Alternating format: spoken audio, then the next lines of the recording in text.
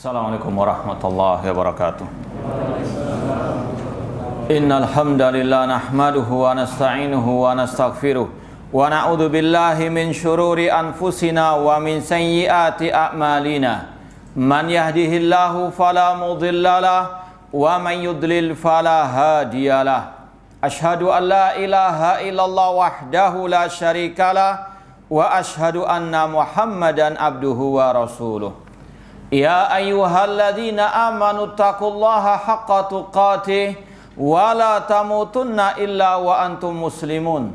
Ya ayyuhan nasu taqu rabbakumul ladzi khalaqakum min nafsin wahidah wa khalaqa minha zawjaha wa batha minhuma rijalan katsiran wa nisaa'a wattaqullaha alladzi tasaaluna bihi wal arham. Innallaha kana 'alaikum raqibah.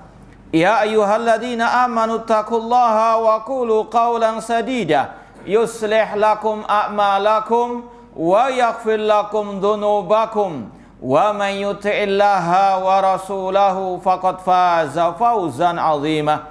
Amma ba'd, fa inna asaqal hadits kitabullah wa khairal hadi hadi Muhammadin sallallahu alaihi wasallam wa syarrul umuri muhdatsatuha wa kullu muhdatsatin bid'ah wa kullu bid'atin dhalalah wa kullu dhalalatin finnar. Ma'asal muslimin ikhwani fillah wa akhwati, bapak-bapak, ibu-ibu, saudara-saudariku rahimani wa rahimakumullah. Alhamdulillah, segala puja bagi Allah Subhanahu wa taala yang mempertemukan kita kembali dalam kajian kitab Al-Iqtisad fil I'tiqad tulisan Al-Imam Al-Hafidh Abdul Ghani Al-Maqdisi, murid dari Syekh Abdul Qadir Al-Jailani rahimahumullah ta'ala. Kita sekarang mulai memasuki awal kitab Al-Iqtisad fil I'tiqad. Beliau Al-Imam Al-Hafidh Abdul Ghani Al-Maqdisi memulai dengan Al-Basmalah, Bismillahirrahmanirrahim. Ini kebiasaan para ulama dalam memulai kitab-kitab mereka. Ini dalam rangka mengikuti jejak para nabi. Contoh Nabi Sulaiman alaihissalam ketika menulis surat kepada seorang ratu pada waktu itu, beliau mengatakan sebagaimana Allah katakan, innahu min Sulaiman wa innahu bismillahirrahmanirrahim. Dalam surat apa? An-Naml. Sudah ketemu? Awal buku yang punya fotokopian itu. Nah, ditandai karena memang mukadimahnya panjang. 70 lebih halaman ya. Awalnya halaman 77 yang sudah fotokopi itu. Sekali lagi, ini mengikuti jejak para nabi, di antaranya Nabi Sulaiman ketika menulis surat memulai dengan Bismillahirrahmanirrahim. Innahu min Sulaiman wa innahu bismillahirrahmanirrahim. Kemudian mengikuti juga secara khusus Nabi kita Muhammad SAW yang ketika beliau menulis kepada para penguasa-penguasa yang beliau dakwai, beliau memulai dengan Bismillahirrahmanirrahim. Demikian pula ini dalam rangka mengikuti Al-Quranul Karim, karena setiap awal surat dimulai dengan basmalah kecuali surat apa? Al-Bara' atau At-Taubah. Adapun makna Bismillahirrahmanirrahim, Bismillah dengan menyebut nama Allah. Ba di situ di antara maknanya al-isti'anah, ba lil isti'anah, yaitu kalau kita jelaskan maknanya nasta'inu billah, kami atau kita minta tolong kepada Allah. Jadi kata-kata bismillah itu bukan sekedar menyebut nama Allah saja, namun ada makna minta tolong kepada Allah. Makanya ketika kita mau makan baca apa? Bismillah. Karena apa? Tidak mungkin kita bisa makan tanpa pertolongan dari Allah. Jangan meremehkan. Gitu aja kok minta tolong. Na'udzubillahi min dzalik. Jangan sombong.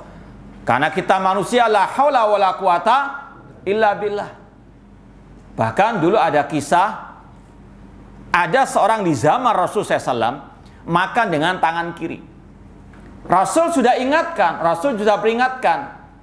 Kul biyaminik, makan dengan tangan kananmu. Ini adab dalam makan. Kul biyaminik, makan dengan tangan kananmu. Karena setan makan dengan tangan kiri. Mau jadi pengikut setan. Naudzubillahi min dzalik. Rasul mengingatkan orang tersebut makan dengan tangan kananmu. Orang itu mengatakan mastata'tu, aku nggak bisa. Karena sudah kebiasaan. Maka Rasul mendoakan kejelekan atas orang tersebut karena dia ngeyel, ya, keras kepala. Rasul sudah ingatkan, namun dia apa? Sombong, menolak nasihat Rasul SAW. Aku nggak bisa, kata orang tersebut. Rasul pun mengatakan, mastata'ta, nggak bisa engkau akan makan. Betul, doa Rasul dikabulkan Allah Ta'ala. Dia pun nggak bisa mengangkat tangannya apa? Ke mulutnya. Padahal apa? Sepele sebetulnya. Dan ini suatu yang maklum sekarang dengan adanya penyakit stroke. Naudzubillahi min dzalik. Semua kita dijauhkan dari penyakit tersebut. Ini sekali lagi, karena apa? Sekecil apapun minta tolong kepada Allah. Makanya apa? Rasul mengajarkan diantaranya zikir, mau makan bismillah, mau minum bismillah. Sekali lagi banyak zikir-zikir yang dimulai dengan bismillah. Apa makna bismillah? Asta'inu billah.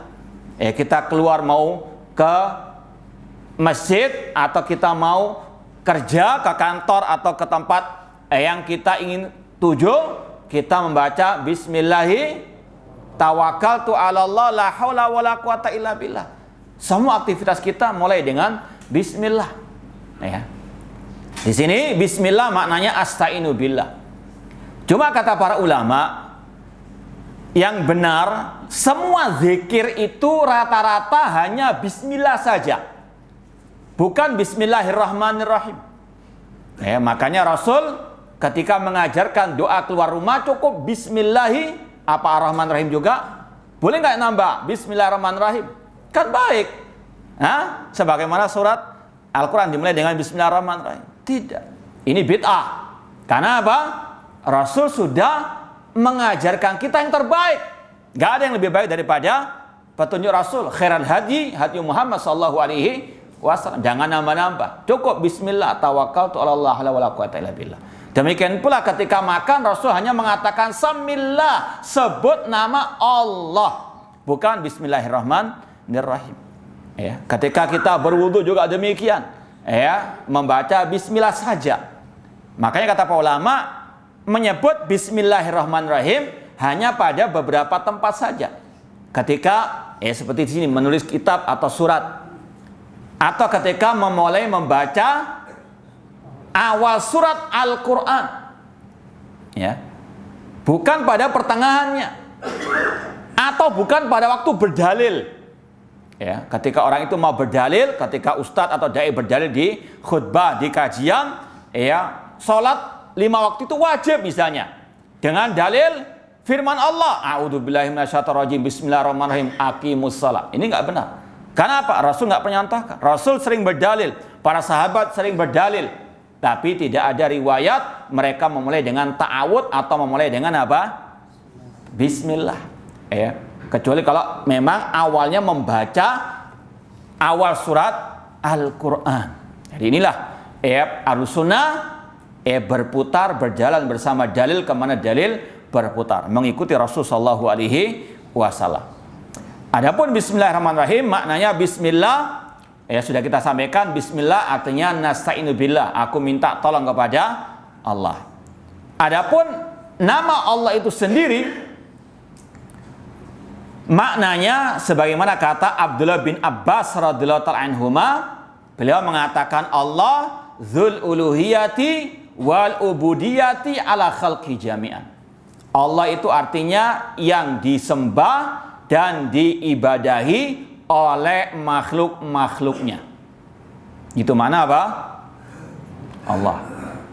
Kita sering menyebut nama Allah, mendengar nama Allah. Cuma terkadang kalau ditanya apa mana Allah? Apa ya?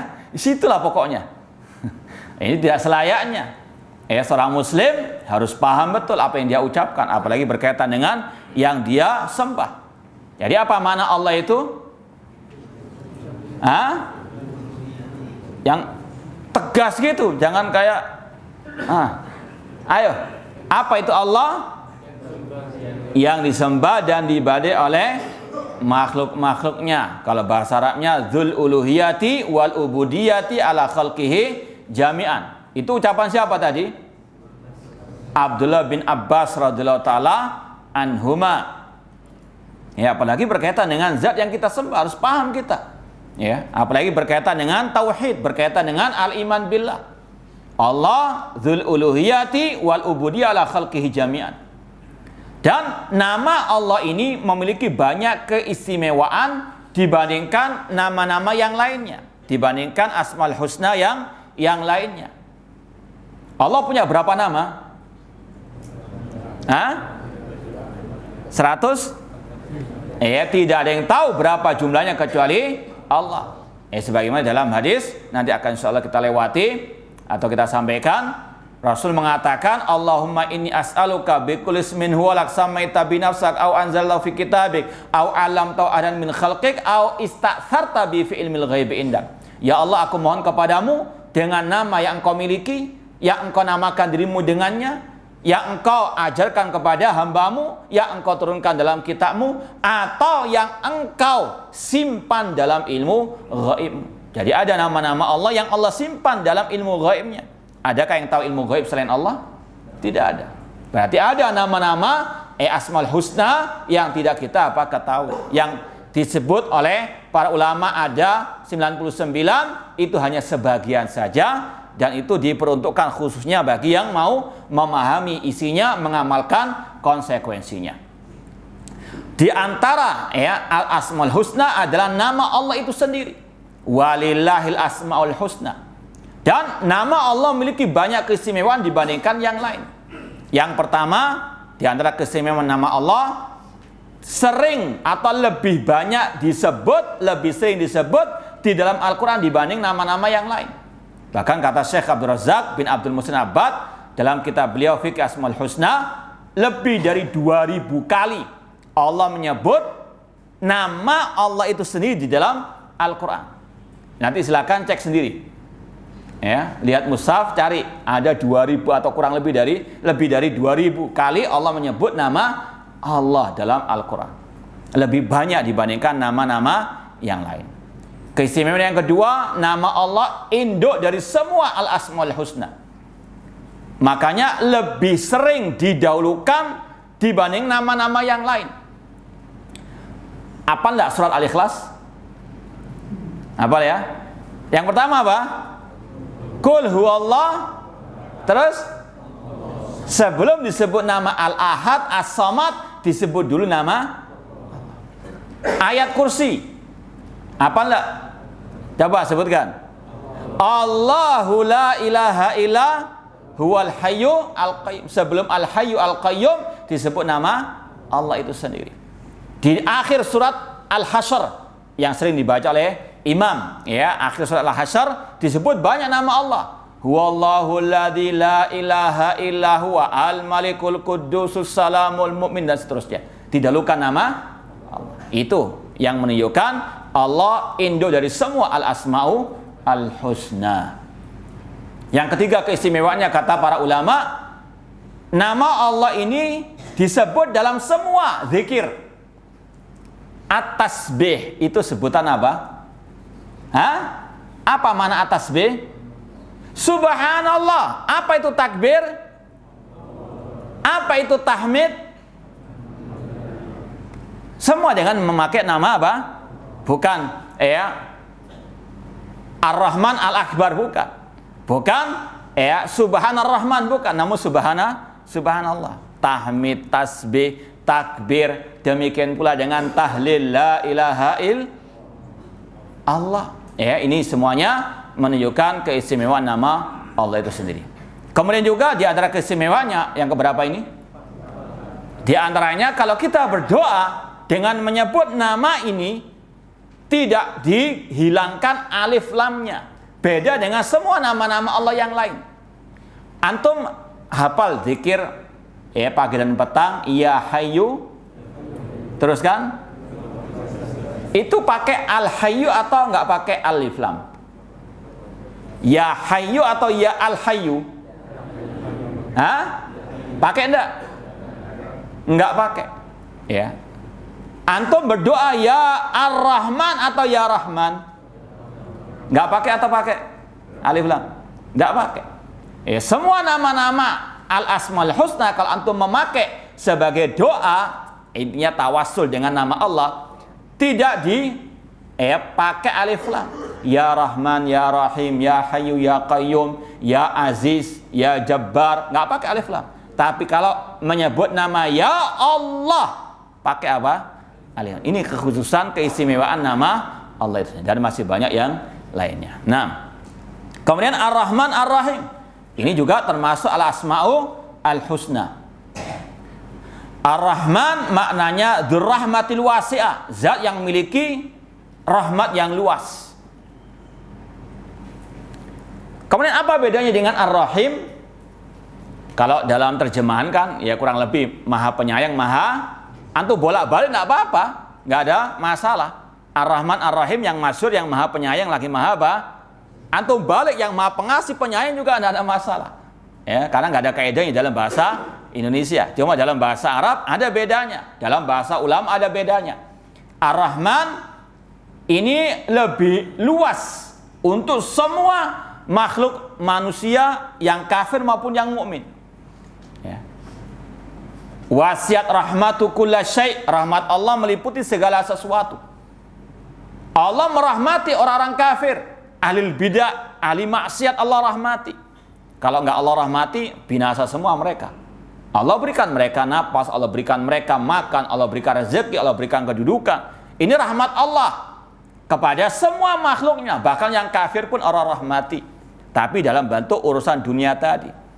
Namun kalau Ar-Rahim ini lebih khusus bagi orang beriman saja.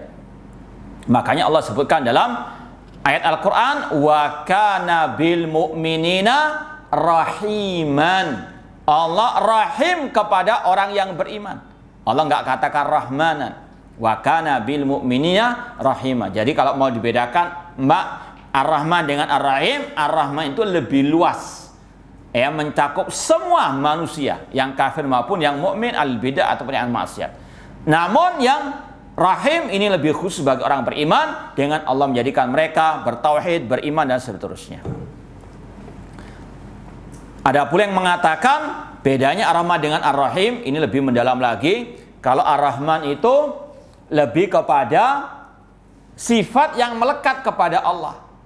Adapun Ar-Rahim lebih bersifat merahmati hamba-hambanya. Yang Rahman ini yang sifatnya Allah melekat pada dirinya, sedangkan Ar-Rahim ini lebih ke arah mencurahkan rahmatnya kepada hamba-hambanya. Wallahu ta'ala alam. Itu 3 nama Allah. Allah, Ar-Rahman, Ar-Rahim yang disebut dalam basmalah. Ada khilaf di antara para ulama apakah Bismillahirrahmanirrahim bagian daripada Al-Fatihah atau tidak. Ya. Wallahu a'lam, ana sampai detik ini lebih condong kepada pendapat yang mengatakan Bismillahirrahmanirrahim bukan bagian daripada surat Al-Fatihah. Itu sebagaimana pembuka surat-surat yang lain. Ya. Ini diantaranya pendapat Syekh Muhammad bin Shalih Al-Utsaimin dan ulama-ulama yang lainnya. Memang khilaf ijtihadi, ada yang mengatakan Bismillahirrahmanirrahim itu bagian daripada Al-Fatihah. Cuma wallahu alam, ana lebih condong sampai detik ini kepada pendapat yang mengatakan Bismillahirrahmanirrahim bukan bagian daripada surat Al-Fatihah. Al-Fatihah itu dimulai dengan Alhamdulillahirabbil alamin. Dalilnya mana? Yaitu dalam Sahih Muslim, dalam hadits qudsi, Allah berfirman, qasamtus salata baini wa baina abdi nisfain. Aku membagi salat, yang dimaksud dengan salat di situ adalah surat Al-Fatihah. Aku membagi surat Al-Fatihah antara diriku dengan hambaku menjadi 2 bagian. Kemudian Allah mengatakan idza qala abdi alhamdulillahirabbil alamin. Apabila hambaku mengucapkan alhamdulillahirabbil alamin, hamadani abdi, hambaku telah memuji diriku. Wa idza qala arrahmanirrahim, dan seterusnya. Di situ Allah mengatakan Bismillahirrahmanirrahim, bukan bagian daripada atau Al-Fatihah dimulai dengan alhamdulillahirabbil alamin. Wallahu alam, ini khilaf ijtihadi, bukan masalah usul akidah. Nah, ikhwani fillah wa akhwat rahimani wa rahimakumullah. Kemudian kata para ulama dijelaskan lagi, nama Allah, nama Ar-Rahman ini hanya khusus bagi Allah, tidak boleh bagi yang lain. Kata para ulama, Asmaul Husna itu ada dua kategori. Ada yang khusus hanya untuk Allah, tidak boleh diberikan kepada yang lain. Contoh Allah itu sendiri, nggak boleh orang dinamakan Allah, na'udzubillah min dzalik. Atau Ar-Rahman tidak boleh. Ya. Atau Al-Khaliq tidak boleh. Ya, atau Al-Muhyi Al-Mumit yang menghidupkan mematikan, An-Nafi Ad-Dhar yang memberi manfaat ataupun madhar tidak boleh. Itu hanya khusus bagi Allah. Adapun di sebagian yang lain ada yang dibolehkan, tentunya dengan dalil. Contoh As-Sami Al-Basir. Allah menamakan hamba dengan Sami'an Basira. Allah menamakan Rasulnya dengan Raufur Rahim. Rasul itu Raufur Rahim dengan orang-orang yang beriman. Jadi di situ kata ulama ada nama-nama Allah yang boleh diberikan kepada yang lainnya karena Allah sendiri yang menyebutkan dalam Al-Qur'an. Demikian pula dengan Al-Aziz. Allah namakan ratu yang di zaman Nabi Yusuf dengan Imro'atul Azizi. Al-Aziz itu siapa maksudnya? Raja di zaman Nabi Yusuf. Imro'atu Al-Aziz. Allah namakan raja itu dengan Al-Aziz. Di sini kata ulama berarti boleh menamakan Al-Aziz untuk selain dirinya. Wallahu taala alam. Kemudian di sini Rabbi Yassir wa A'in. Ada sebagian yang mengatakan ini doa dibawakan oleh mungkin muridnya Imam Al-Hafidh Abdul Ghani Al-Maqdisi, namun intinya minta dimudahkan dan diberi pertolongan oleh Allah Subhanahu wa taala. Ini sebagai penegas bahwasanya memang dalam semua aktivitas kehidupan kita butuh pertolongan dan kemudahan dari Allah. Maka jangan sekali lagi meremehkan untuk minta tolong kepada Allah. Dalam segala keadaan minta tolong kepada Allah, berdoa kepada Allah, bermunajat kepada Allah, karena kita la haula wala quwata illa billah. Meskipun katanya kita mampu pasti, nggak ada yang pasti.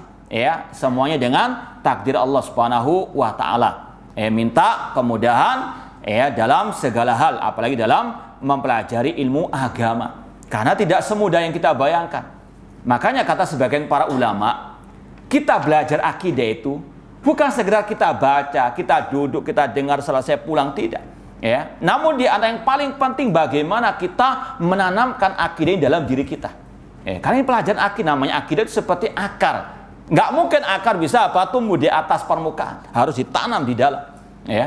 Sekali lagi, makanya butuh pertolongan. Na'udzubillah min dzalik, jangan sampai kita belajar untuk hanya sekedar cari muka di hadapan teman, di hadapan ustaz dan sebagainya, atau belajar na'udzubillah min dzalik memata-matai. Ini hati-hati nanti. Nanti dilaporkan ke atasan. Ini nifak, ini kemunafikan. Tapi ada orang seperti itu. Qatalahumullah. Kemudian Rabbi Yassir wa'in. Kita sebagai yang mengajar atau yang belajar perlu minta tolong kepada Allah untuk apa? Dimudahkan semua urusan kita di antaranya dalam belajar mengajar ini, karena ini butuh taufik hidayah dari Allah.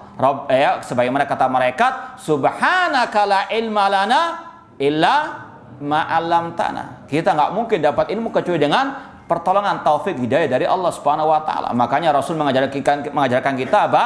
Allahumma inni as'aluka ilman nafi'ah, Rabbi zidni ilma. Bahkan Nabi Musa alaihissalam juga berdoa, Rabbi syahhi sadri wa yassirli amli wahlul 'uqdatam min lisani. Minta tolong kepada Allah dalam segala urusan kita, apalagi dalam masalah belajar mengajar, apalagi masalah al-aqidah. Tidak cukup hanya kita baca selesai khataman kitab ini, kitab itu, tidak. Harus apa? Kita tanamkan. Karena berapa banyak orang yang juga mengajar kitab akidah Ahlussunnah, namun na'udzubillah min dzalik, tidak meresap dijiwai dalam hatinya.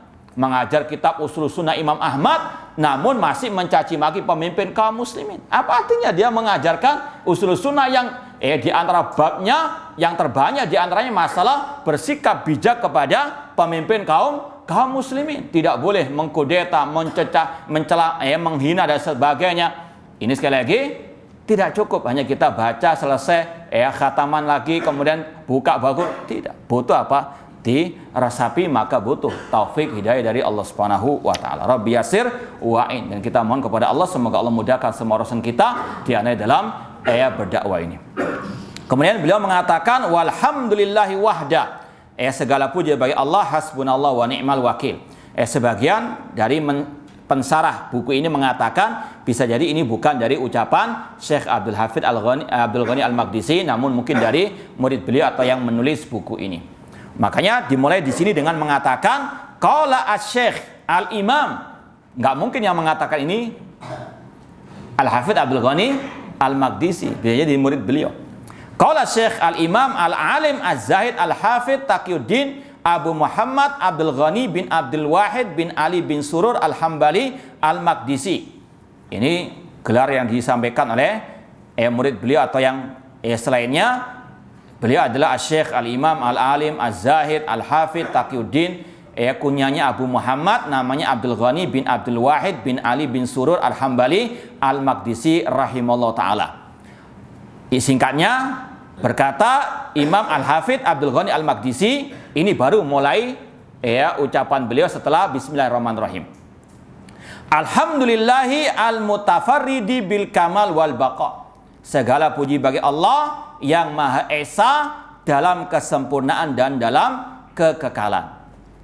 Wal izzi wal kibriya, yang Maha Esa dalam kemuliaan dan kebesarannya. Al-mausuf bisifati wal asma, yang dia disifati dengan sifat-sifat dan nama-nama. Al-munazzahi anil asba wan nudara, yang maha suci dari segala sekutu dan yang menyerupainya. Alladzi sabaqa ilmuhu fi bariyatihi bimuhkamil qada, yang mana ilmunya telah mendahului semua makhluknya dengan takdirnya yang tetap, yang berlaku. Minas sa'ada wa syaqa, dari kebahagiaan maupun kesengsaraan. Wastawa ala arsyihi fawqas sama, dan dia istiwa tinggi di atas arsy, di atas langit. Ikhwani fillah wa akhwati rahimani wa rahimakumullah. Ini muqaddimah Al-Imam Al-Hafidz Abdul Ghani Al-Maqdisi rahimahullah ta'ala, yang menggambarkan sebetulnya tentang isi buku ini. Bahwasanya buku ini isinya tentang apa? At-tauhid, tentang akidah. Kalau istilah para ulama ini adalah bara'atul istihlal, keindahan dalam muqaddimah. Ya. Ini juga dibahas oleh para ulama ketika menulis buku atau yang lainnya atau khutbah, harus ada kesesuaian antara muqaddimah dengan, bukan harus ya, cuma lebih indah kalau ada kesesuaian antara muqaddimah dengan isinya. Jangan sampai temanya masalah salat, namun pembukaannya mengatakan segala puji bagi Allah yang mewajibkan kepada orang yang kaya untuk membayar zakat. Ya, temanya masalah apa? Ya. Atau khutbah nikah. Ya, segala puji bagi Allah Subhanahu wa taala yang mensyariatkan bagi hamba-hambanya untuk memerangi orang kafir. Ini orang nikah. Jadi kadang harus ada kesesuaian untuk keindahan dalam berkhutbah tersebut. Nah, di sini Al-Hafidz Abdul Ghani Al-Maqdisi sudah menjelaskan kepada kita bahwasanya beliau akan menyampaikan dalam bukunya ini masalah akidah, masalah at-tauhid, yaitu utama tentang tauhid asma wa sifat. Kita mulai dari awal tadi, segala puji bagi Allah yang Maha Esa dengan kesempurnaannya. Dan kata para ulama, makna alhamdulillah, ya, alhamdulillah itu wasful mahmud bil kamal ma'al hubbi wa ta'zim. Kata Syekh Muhammad bin Utsaimin dalam tafsir beliau tentang Al-Fatihah, alhamdulillah rabbil alamin. Alhamdulillah rabbil alamin, alhamdulillah, makna alhamdulillah adalah mensifati Allah dengan kesempurnaannya. Entah kesempurnaan zatnya, namanya, sifatnya, artinya Allah maha sempurna dengan segala nama, sifat, dan perbuatannya. Makanya Allah wajib untuk dipuji. Ini sebagaimana dalam khutbatul hajah, innal hamdalillah nahmaduhu. Dan alhamdu, kata-kata alhamdu dalam bahasa Arab, ya, kalau dalam bahasa Indonesia maknanya sama, pujian, sanjungan. Cuma dalam bahasa Arab, bahasa para ulama, dalam bahasa Arab itu ada beberapa kosakata yang kalau terjemahnya sama. Seperti tadi Ar-Rahman Ar-Rahim, terjemahnya Maha Penyayang, Maha Pengasih. Nggak ada bedanya pengasih penyayang. Antum tahu nggak apa bedanya pengasih penyayang? Hah? Yang dicari di kamus. Ya. Dalam bahasa Arab ada beberapa kosakata yang mirip. ada al-madhu, as-sana'u, alhamdu. Itu kalau terjemahnya sama, pujian. Cuma kalau dalam bahasa Arab, alhamdu itu hanya milik Allah. Alhamdulillah. Kalau manusia, al-madah. Misalnya, al-ustad yamdahuka. Ustad memujimu. Atau al-ustad yusni ala talib. Ustad memuji, yusni, yamdah. Namun, tidak pakai yahmad. Karena alhamdu itu milik Allah. Alhamdulillah ustad tidak boleh. Alhamdulillah, kan alhamdulillah itu ada unsur kecintaan dan pengagungan yang itu hanya milik Allah Subhanahu wa taala. Apalagi ada alif lam di situ. Alif lam, alhamdu itu dibahas oleh para ulama dalam segi bahasa Arab. Alhamdu, alif lam itu ada maknanya. Alif lam lil istighraq, yaitu bahwasanya segala puji bagi Allah atas semua sifat, nikmat, perbuatannya, semua itu baik. Tidak ada perbuatan orang yang jelek. Makanya Allah dipuji. Alhamdulillah, itu adalah pujian milik Allah semata. Sebagaimana dalam talbiyah, labbaik Allahumma labbaik, labbaik la syarika lak, innal hamda wa ni'mata laka wal mulk la syarika lak.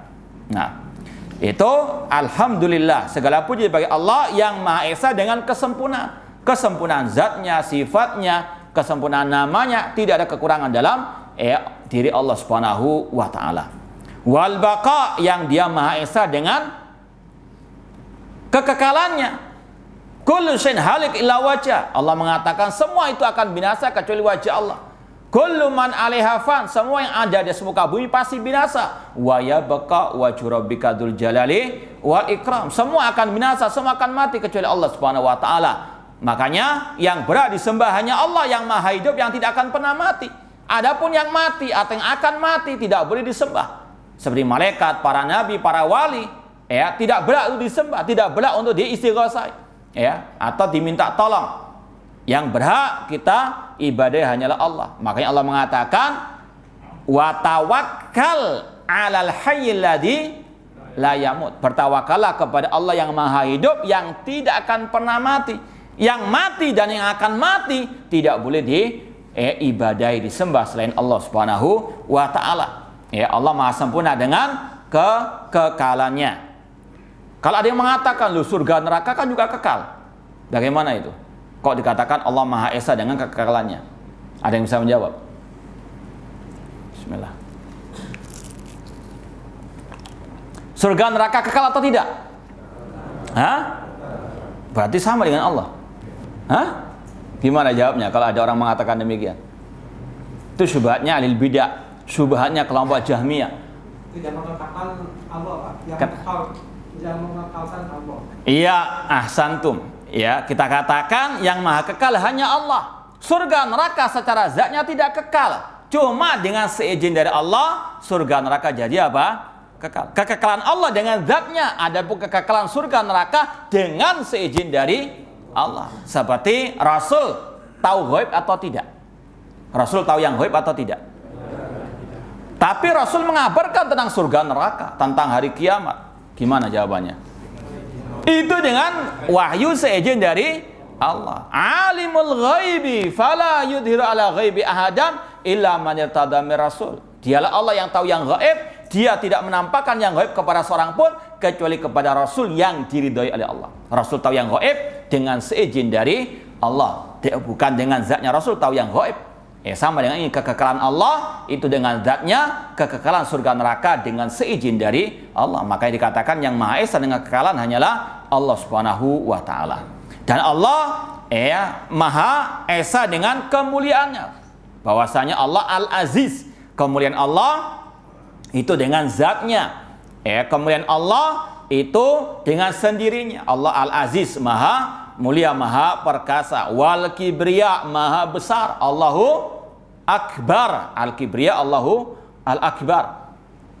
Rasul dalam hadits qudsi mengatakan Allah berfirman, Al-Kibriya'u ridai wal 'azamatu izari faman naza'ani wahidan minhuma qadaftuhu finnar. Rawahu Muslim. Kata Rasul, Al-Kibriya, kebesaran, dan kebesaran adalah ridai, selendangku, dan keagungan adalah sarungku, kata Allah Subhanahu wa taala, barang siapa yang mengambilnya dari diriku satu saja, entah kebesaran ataupun keagungan, aku akan masukkan ke dalam api neraka. Kalau mungkin ada yang menerjemahkan kesombongan dan sebagainya, al-mutakabbir. Nama Allah apa? Al-mutakabbir, sifatnya al-kibriya. Adapun makhluk tidak boleh sombong. Bahkan Rasul mengatakan, la yadkhulul jannah man kana fi qalbi mithqal dzarratin min kibr. Tidak akan masuk surga orang yang dalam hatinya ada sebesar biji kesombongan. Baru jadi Pak RT, pakai bukan sini ya. Jadi Pak RT saja sombongnya kayak Fir'aun, naudzubillah min dzalik. Ini sekali lagi, hati-hati, la yadkhulul jannah man kana fi qalbi mithqal dzarratin min kibr. Kemudian al-mausuf bi sifati wal asma. Allah disifati dengan sifat-sifat dan nama-nama. Ini akidah Ahlussunnah, Allah punya nama, punya sifat. Dalilnya walillahil asmaul husna fad'u biha. Allah memiliki nama-nama yang paling indah, yang paling baik, maka berdoa dengan menyebut nama Allah tersebut. Walillahil asmaul husna fad'u biha. Adapun dalil tentang Allah punya sifat secara umum, Allah mengatakan walillahi al-matsalul a'la. Allah memiliki al-matsal. Al-matsal ditafsirkan oleh para ulama yaitu sifat yang tinggi, yang paling mulia. Ini akidah Ahlussunnah, Allah disifati dengan nama-nama dan sifat. Beda dengan kelompok Jahmiyah. Kelompok Jahmiyah mengatakan Allah tidak punya nama, tidak punya sifat. Mereka menafikan nama dan sifat Allah. Kelompok Mu'tazilah mengatakan Allah punya nama namun nggak punya sifat. Ini juga sesat. Kelompok Asy'ariyah mengatakan Allah punya nama namun punya sebagian sifat. Hanya 7 sifat atau sifat 20. Ini juga tidak benar. Ahlussunnah mengatakan Allah punya nama, punya sifat sesuai dengan apa yang Allah jelaskan di dalam Al-Quran atau yang dijelaskan oleh Rasul dalam hadis yang sahih. Ahlussunnah menetapkan semua yang Allah tetapkan dan yang Rasul tetapkan tentang nama dan sifatnya. Kemudian al-munazzahu anil asbahi wa nudhara. Namun sifat-sifat dan nama-nama Allah itu suci, tidak sama dengan makhluk-makhluknya. Ini penjelasan dari Imam Abdul Ghani Al-Maqdisi tentang akidah Ahlussunnah wal Jamaah. Ahlussunnah itu pertengahan antara dua kelompok sesat dalam masalah nama dan sifat Allah. Ada dua kelompok sesat. Yang pertama namanya kelompok al-musyabbihah, yaitu yang mengatakan nama dan sifat Allah sama dengan sifat makhluk. Ini kufar, keluar dari Islam, murtad. Lawannya kelompok al-mu'attilah yang mengatakan Allah nggak punya nama, nggak punya apa? Sifat. Yang satu berlebihan dalam menetapkan nama dan sifat Allah sampai menyerupakan dengan nama dan sifat makhluk. Yang satu menolak, yang satu berlebihan. Ahlussunnah senantiasa pertengahan dalam segala hal. Ahlussunnah mengatakan Allah punya nama, punya sifat, namun nama dan sifat Allah tidak sama dengan makhluk. Ini semuanya sesuai dengan firman Allah surat Asy-Syura ayat yang ke-11, laisa kamitsli syai'un wa huwas samiu al-basir. Dan ini yang ditekankan oleh para ulama. Ini sekali lagi kalau bisa dikatakan rumus memahami tauhid asma wa sifat. Pahami ayat ini. Laisa kamitsli syai'. Tidak ada sesuatu yang serupa dengan Allah. Wa huwas samiul basir. Jangan menyerupakan Allah dengan makhluk, namun tetapkan Allah punya nama, punya apa? Sifat. Allah menyebutkan dua hal ini dalam satu ayat. Laisa kamitsli syai'. Untuk mensucikan Allah dari penyerupaan kepada makhluk. Sebagaimana kata Imam Abdul Ghani Al-Maqdisi di sini, al-munazza' anil asbah wan nudara. Allah suci dari penyerupaan dengan makhluk. Walam yakul lahu kufuwan.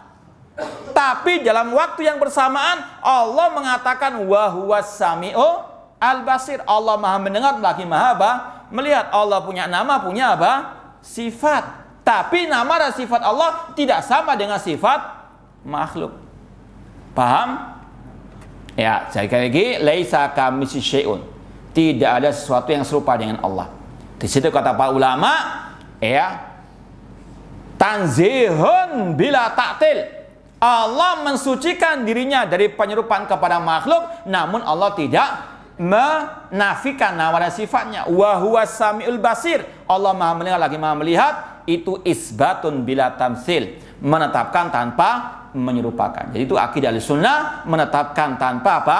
Menyerupakan, mensucikan tanpa menafikan. Adapun dua kelompok tadi berlebihan. Yang satu berlebihan dalam mensucikan Allah sampai menolak sifat-sifat Allah dan nama Allah. Yang satunya berlebihan menetapkan sifat Allah sampai menyerupakan Allah dengan makhluk. Dan kata Imam Naim bin Hammad rahimahullah, gurunya Imam Bukhari, beliau mengatakan, man syabbahallaha bi syai'in min khalqi faqad kafar. Barang siapa yang menyerupakan Allah dengan makhluknya, maka dia kafir. Waman angkara ma wasafallahu bi nafsahu faqad kafar. Dan barang siapa yang mengingkari sifat Allah, maka dia kafir. Walaysa fi ma wasafallahu bi wa rasuluhu tashbihun. Dan ketika Allah menyifatkan dirinya atau menetapkan dirinya, menetapkan sifat bagi dirinya, atau Rasul menetapkan bagi Allah sifat-sifatnya, itu tidak ada penyerupaan kepada makhluk. Ini akidah Ahlussunnah pertengahan, tidak menyerupakan, tidak menafikan, menetapkan tanpa menyerupakan. Jadi ini ya Imam Al-Hafidz Abdul Ghani Maqdisi sudah menjelaskan dalam awal muqaddimah beliau kaidah Ahlussunnah dalam menetapkan nama-nama dan sifat Allah. Allah disifati dengan sifat-sifat dan nama-nama, namun itu disucikan dari penyerupaan kepada makhluk. Kemudian alladzi sabaqa ilmu fi bariyati bi muhkamil qada, yang mana ilmunya Allah itu mendahului semua makhluk-makhluknya. Artinya ilmunya Allah itu azaliyun. Di antara sifat Allah, Allah mengetahui segala-galanya. Allah mengetahui yang sudah terjadi, yang sedang terjadi, apa yang akan terjadi, bahkan Allah mengetahui apa yang tidak terjadi seandainya terjadi, bagaimana kejadiannya, la takhfa li khafiyah. Di sini Imam Al-Hafidz Abdul Ghani Al-Maqdisi juga menyebutkan kepada kita ini sifat yang wajib untuk kita imani, dan ini termasuk usulul iman. Prinsip keimanan, termasuk iman kepada qada wal qadar. Enggak mengimani ini kafir. Sebagaimana kata Abdullah bin Umar radhiyallahu ta'ala anhuma, ketika ada kelompok namanya Qadariyah yang muncul di negeri Basra pada zaman itu, beliau mengatakan kelompok tersebut kafir karena tidak mengimani tentang ilmunya Allah. Kelompok Qadariyah pada waktu itu mengatakan Allah tidak mengetahui sesuatu sampai terjadinya sesuatu itu.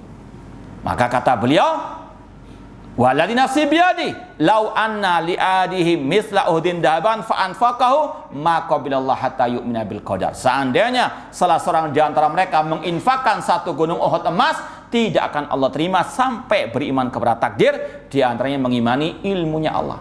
Makanya Imam Al-Hafidz Abdul Ghani Al-Maqdisi menegaskan di sini ilmunya Allah mendahului makhluk-makhluknya. Artinya sebelum terjadi Allah sudah tahu. Sebelum kita datang ke sini, Allah sudah tahu berapa yang datang ke sini, jumlahnya berapa. Siapa yang ngantuk? Allah Maha tahu. Hati-hati. Baik.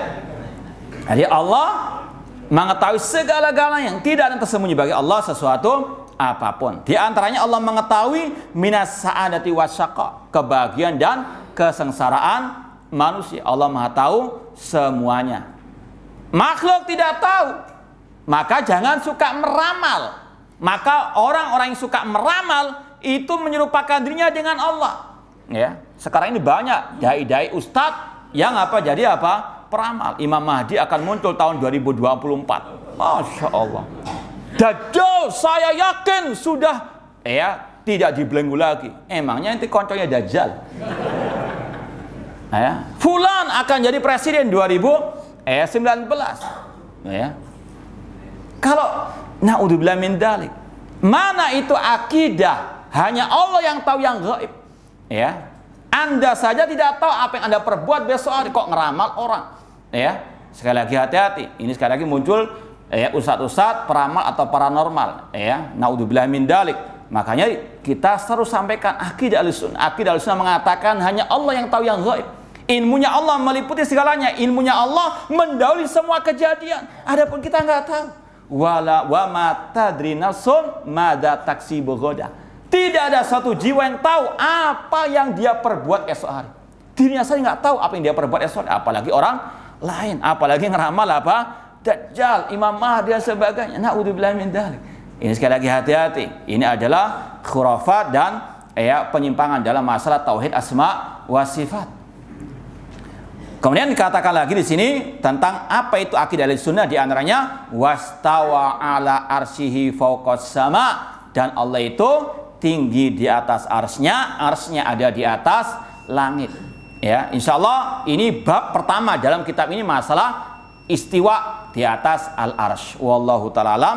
Aku qouli hadza wa akhiru da'wana anil hamdulillahi rabbil alamin. Wassalamualaikum warahmatullahi wabarakatuh.